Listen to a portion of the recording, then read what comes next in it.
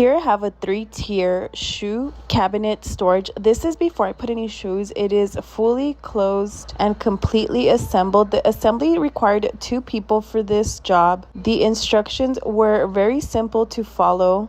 As you can see, it has a total of 3 tiers. Very spacious. I'm going to go ahead and fill it up with a few shoes just so you could go ahead and see the entire shoe cabinet and what it looks like once it has shoes inside of it.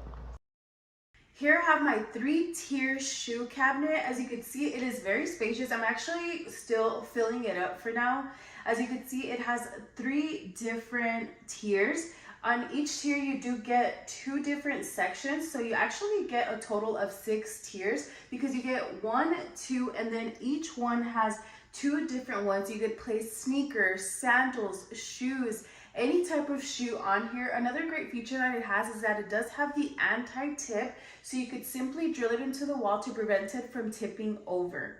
You could place this in a bedroom, you could place this in an entryway. This is perfect, especially if you want to put it in an entryway. This is perfect to have accessible to you. So as you're coming home, you could simply place your shoes on the shoe cabinet or simply grab them as you're heading out.